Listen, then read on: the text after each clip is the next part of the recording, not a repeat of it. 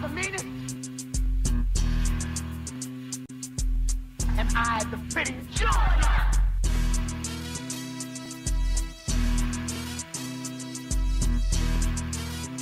I can't hear you. I'm back. The Shogun is back on the scene, and the Shogun is the master.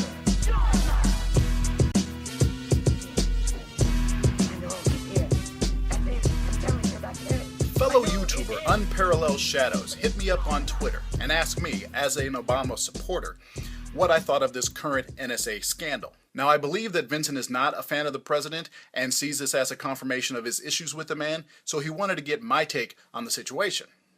Here's my take. Welcome, outraged conservatives! What took you so long?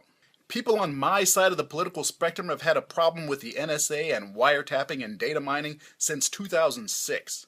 Do any of you remember the infamous Room 641A, one of the many black rooms that the NSA had set up inside AT&T facilities that had been going on since 2003 that we didn't find out about until 2006?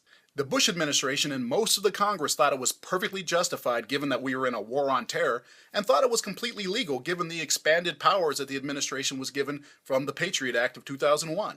Those of us on the left disagreed, and when I say those of us on the left, I mean ordinary citizens, because most politicians on either side of the aisle didn't stand up at all when this was revealed.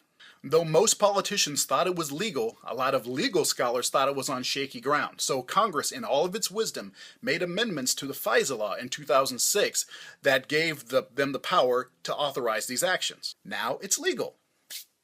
Now, the NSA at the time said it wasn't listening in on any phone calls or watching any specific web traffic, just collecting kind of blanket data that would only be used if it was necessary in a specific case. And we argued that we didn't care. This was too much power for an administration to have. And we were told that we were just against Bush and that we weren't being serious in this battle of the war on terror. And we said, no, this power won't go away when Bush is gone. We don't want any president to have this power, whether we agree with them or not, and you definitely don't want a president that you don't agree with to have this power. But the Congress and the Senate approved the amended law in 2006 anyway, and most of them got reelected. So here we are in 2013, and people are acting like this NSA revelation is something new. But it's not. It's been going on since 2003. We just now have a better understanding of the program's extent. And what is the NSA saying? We're just getting the phone numbers and the durations of the calls. Not content, no names. And we're not going to look into the content unless we need to for a specific case. Sound familiar?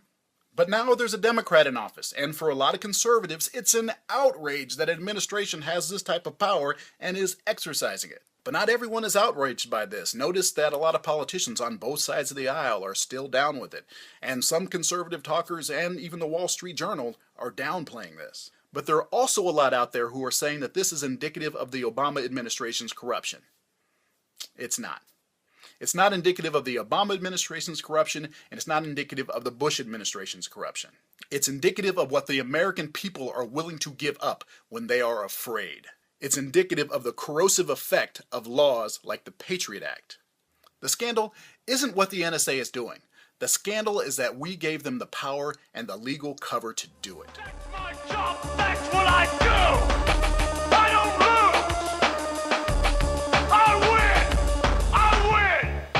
win. Is there no one on this planet to even challenge me?